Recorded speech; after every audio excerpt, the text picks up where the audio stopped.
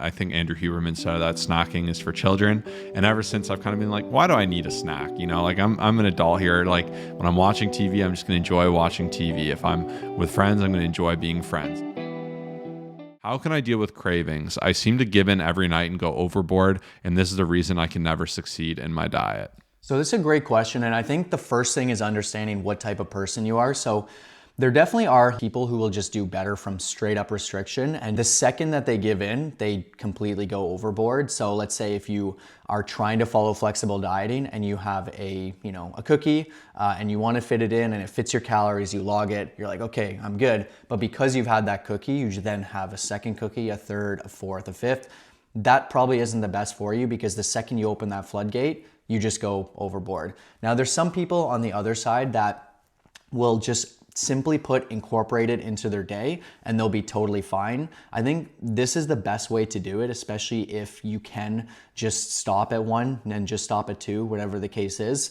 But I would say it's totally fine to be able to do that for most people. Especially I find that if you do allow yourself to have that thing that you're craving, if it fits within your calories, it does set you up for longer term success. For most people, my biggest tip is just to find a way to incorporate it. And for when it comes down to it, we're big fans of flexible dieting. So if you have 90% healthy whole foods and then you have your one little post-dinner snack or whatever it is, you can still totally see great success. Like I'm just saying a cookie as an example. It could be a 150 calorie cookie.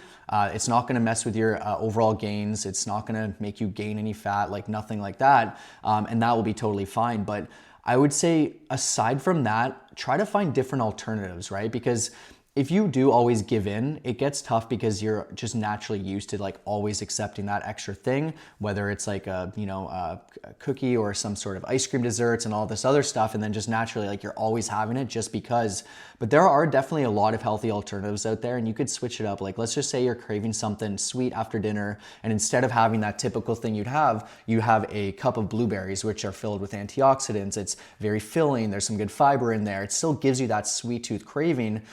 And it can still do such incredible things for your body. You'll have less calories of it. You're not going to be doing anything, it's still very beneficial. So I would say one of the greatest things you can do is also look for those alternatives, so that way you can incorporate it in and still enjoy that fun little thing. But there's so many great options out there. And even let's say a bag of chips, for example, if I have some sort of Miss Vicky salt and vinegar big bag of chips, bring that in, I say, oh, I'm just going to have a bit. I'm going to have 1,000 calories worth, but if I have my Quest chips and incorporate that, it's high protein, it's a great snack, it gives me that satisfaction. And so there's so many good hacks out there that I would really recommend for most people as well.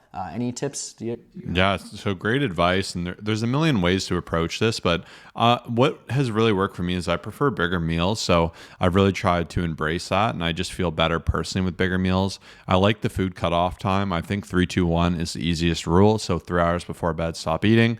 2 hours before bed, stop having water. 1 hour before bed, don't do any screen time, if you will. And I find that is a really simple system to follow. And I find that cutoff is a little bit freeing, because I've said it before, after 8 p.m., most of what we eat is junk. We don't really need it. You get potential digestion challenges when you're sleeping.